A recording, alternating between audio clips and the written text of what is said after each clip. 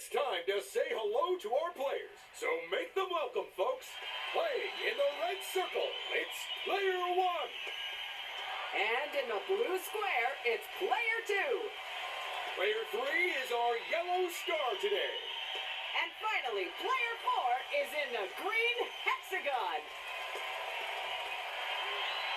Well, if this was a theater, I'd say break a leg to the lot of them. But with our safety record, it's best not to tempt fate. So what type of show are we making today? Strap yourselves in for non-stop action because we're doing a mini-game rush show. In Minigame Rush, folks either play a set of cunningly curated minigames, Or our contestants can build their own set for a precision-tailored experience. if it's that second one, I probably have time to get more snacks, right?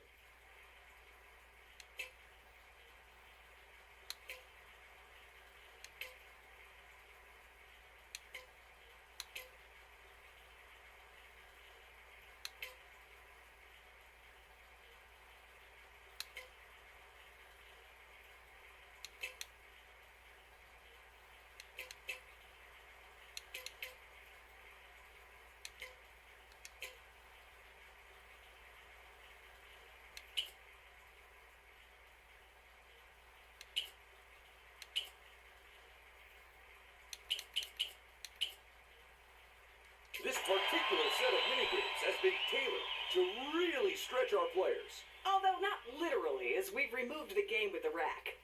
So, Paige, what are they playing for today? This! I said this! Thanks. This utterly unique, one-of-a-kind, never gonna be duplicated trophy of victory! Well, do you want to do the honors, Ted? Players, let the games begin! Get ready for a head-spinning, sword-throwing game of split-second timing and big point scoring. Time your throws carefully to get the maximum score, and maybe you too can be a ninja like me. This is Ninjago training. And before Ted says it, this is not an accurate reflection of how ninjas actually train. If anyone wants, I'm happy to tell you more about our actual training afterwards. With all these blades flying about, let's hope we don't see an injury. A ninja you what? An injury. A ninja you injury? Forget I said anything.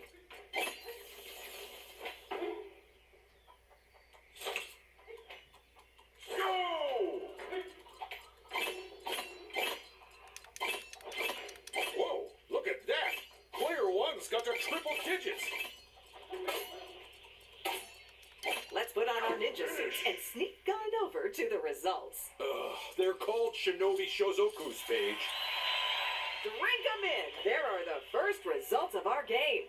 And what results they are! So much drama!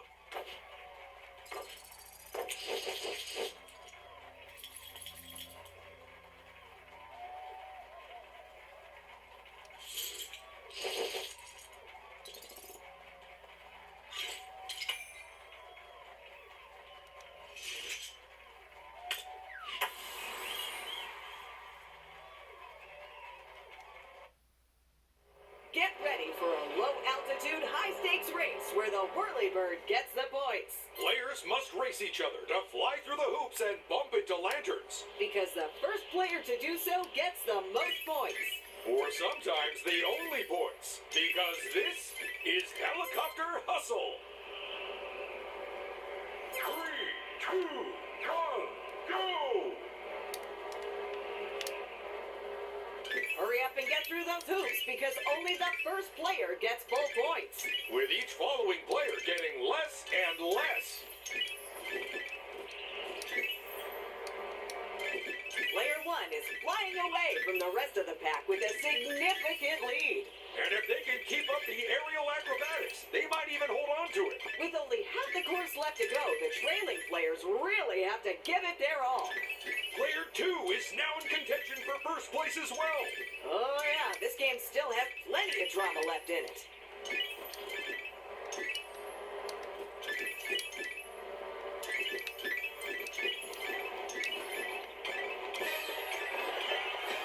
Folks, you have arrived at your final destination.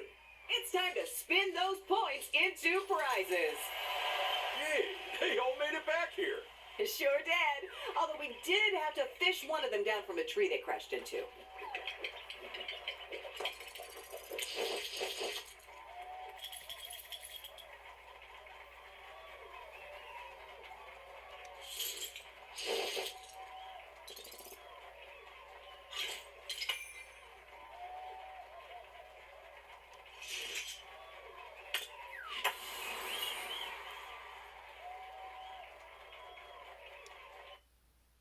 It's Shuttle Run, and we have stranded our players in space again. We're so clumsy. The good news is they each have thrusters.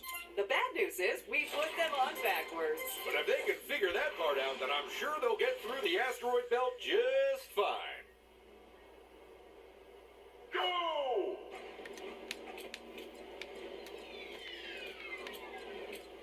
Oh no! Somebody got pushed off course by the asteroids and is gone. Bad news, we've lost another player. And our first round winner is player 2, jetting their way onto the shuttle. Now turn off your thruster because we're not recharging them between rounds. Go! If any of our players are worried about re-entry after this round, then don't be. That's right. We've left the studio side door open for you. Uh-oh. Someone's floated off course and been eliminated.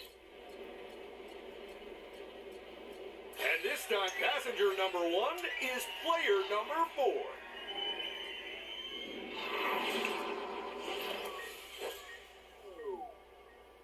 Go!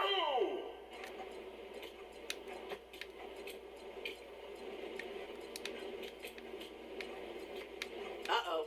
Someone's floated off course and been eliminated. What the? Why is there a car up in space? Maybe someone took the idea of satellite navigation too literally. Player 4 barges past the asteroids and is first up. Oh, it's game over, but we're missing some of our players. Then let's hope they make it to the results area.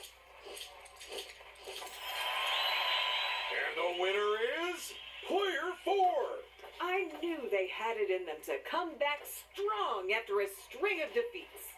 Now, they simply need to never lose again and they'll be golden. And how hard can that be?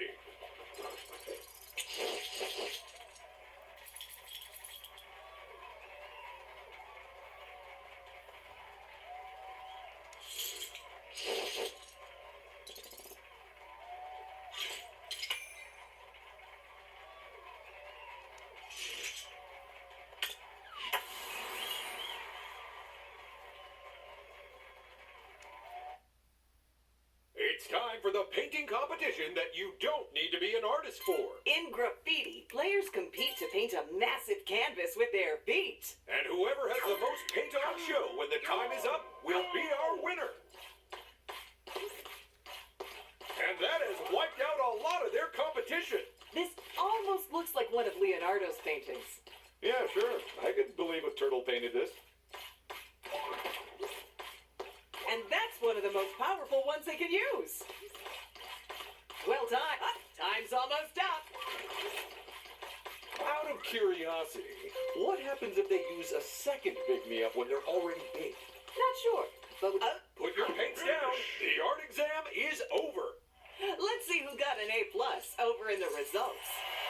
Painting with your hands is hard enough, so that was an amazing feat. Quite right. If our winner ever wants to go professional, I reckon they'd be a shoo-in.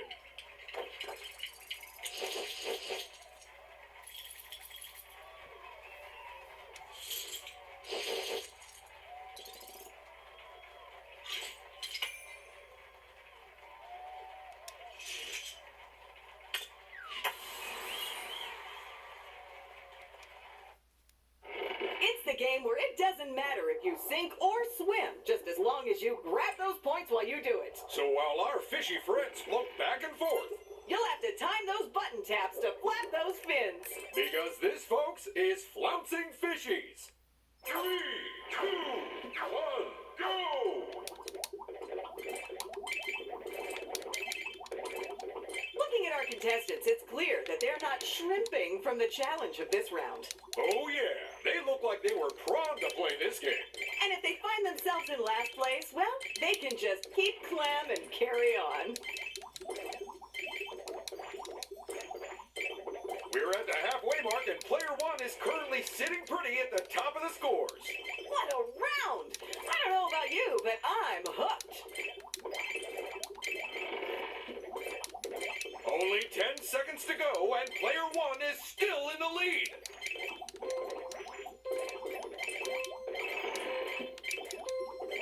And that's the end. But which player scaled the heights of first place? Let's find out.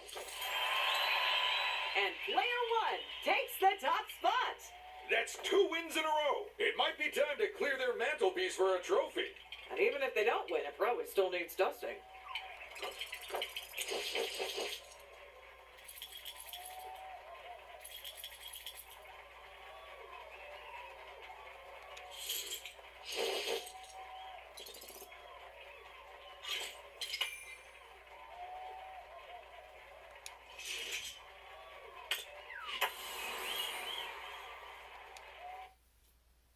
It's time to spelunk like you've never spelunked before as we play Grapple and Go.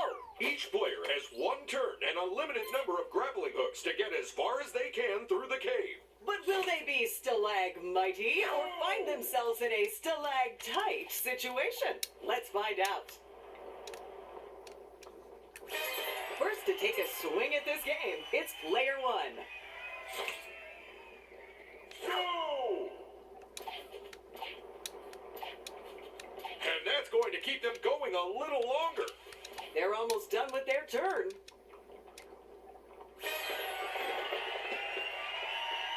Okay, now will any others beat that distance? Go!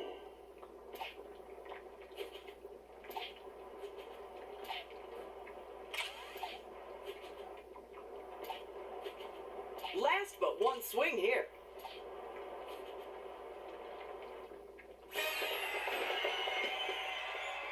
And first is where they finish. Go!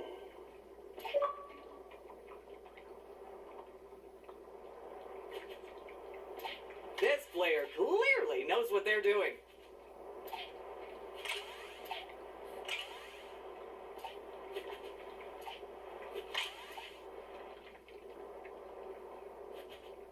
Getting close to the end now.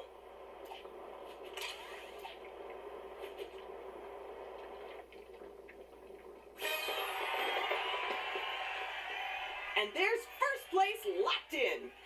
Maybe. Go!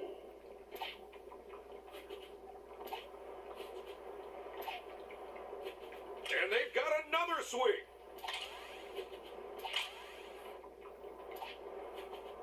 This is their penultimate swing. And they're not finished just yet. Let's head to the results to see who struck a chord with this game. And who was just ropey? And player three is our winner. Ah, their first win. I remember mine so clearly. Or at least I will do once it happens.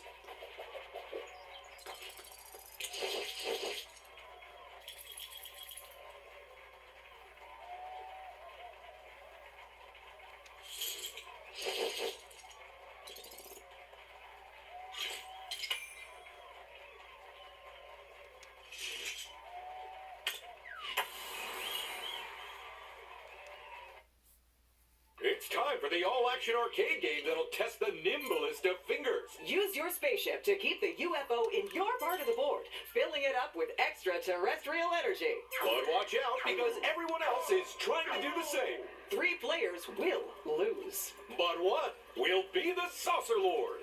That was close, player 2. They're at the top of the scores, but there is no guarantee they'll win this game.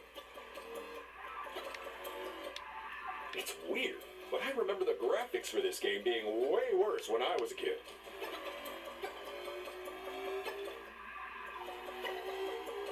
Try as they might, the other players cannot get that UFO out of their part of the board.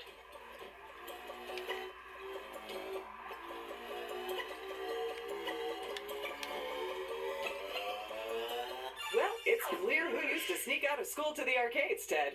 But how did everyone else do? And our winner is Player 2.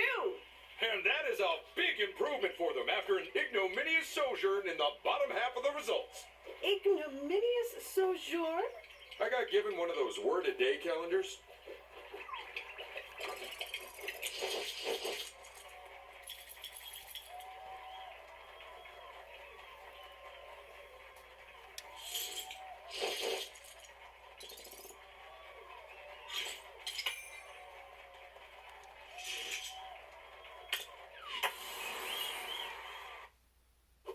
Get ready for the fleet-footed rhythm action game where hitting the right note means everything. Every note you hit earns you points.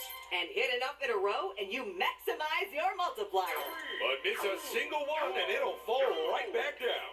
So put on your dance shoes because this is Dance Off.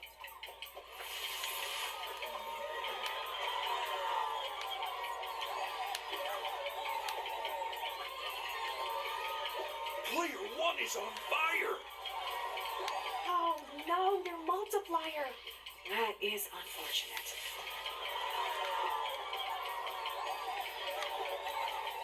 Some big scores here.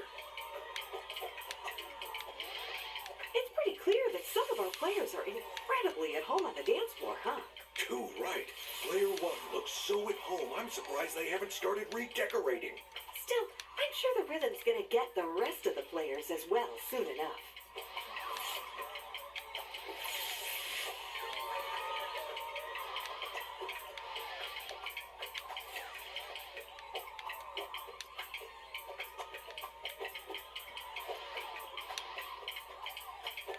Ooh, the song's almost finished.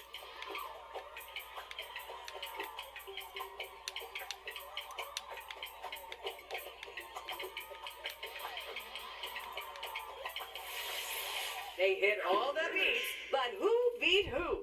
Let's beat it to the results area and find out. And Player 1 takes the top spot. In less good news, how about Player 4, huh? That's another last place finish, but I just know they're gonna turn it around soon.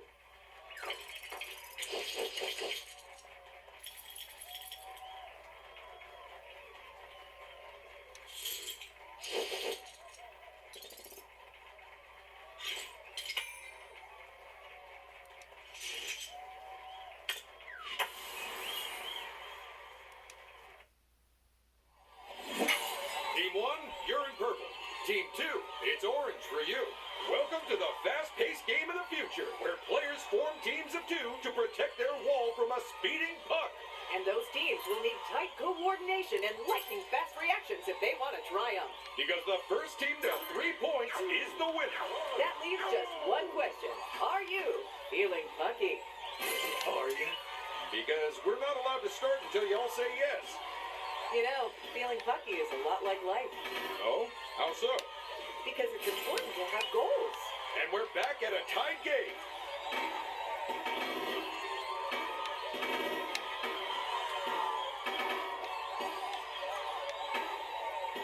And it goes straight through. They are a mere 1 point away from winning this thing. Their opponents are not far behind them, though. Oh, my. It's so futuristic. Yeah, it's almost like we're inside some sort of computer simulation. Which, of course, we're not. Were, how would we even know? I think it's best we don't pull at that particular thread, Ted.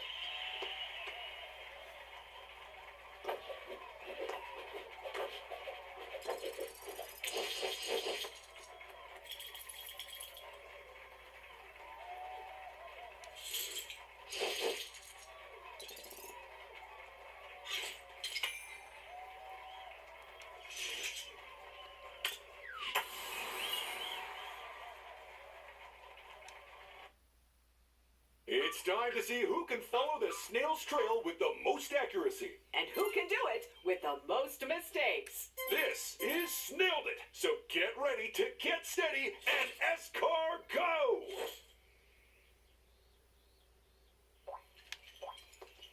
Remember, folks, this game has 3 rounds. So even Even if you do go wildly off course on the first drawing, it's not game over. In fact, why not do that? Have a little fun. Draw whatever you like.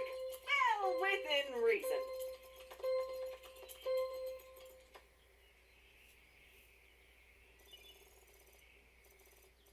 Good work, Player One. How did they stay so close to the line? Did the computer measure it wrong?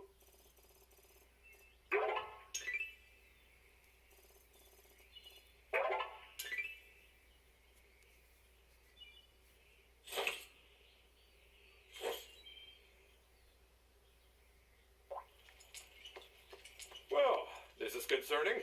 That squiggle's actually the signature I use on checks. The bank told you to stop using a big cross, huh?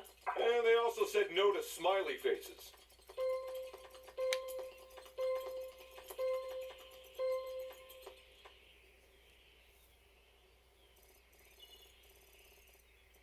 Well done, Player One. They followed that snail trail like they were stuck to it.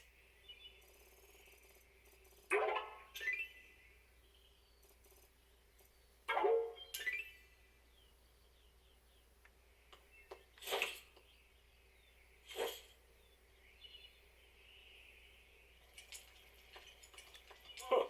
Claude's having a little trouble getting the ends of the circle to line up this time. It's a spiral, Ted. Excuses, excuses. It's kind of amazing that we found a snail who could draw shapes. Not just shapes. I have a portrait he did of me hanging in my home. Signed? Or slimed, really.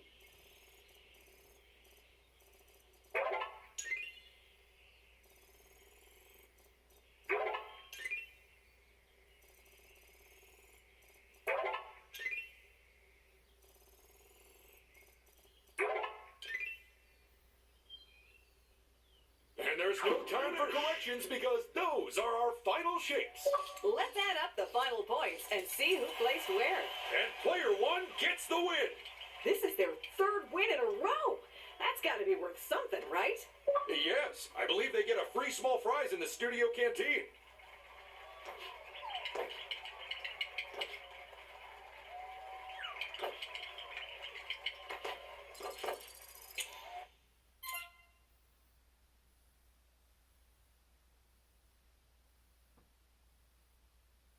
So now all we need to know is, who was the winner, Paige? Well, Ted, one player really stood out today. They gave it their all, and it has paid off. And the winner is Player One. Give them their trophy, Ted.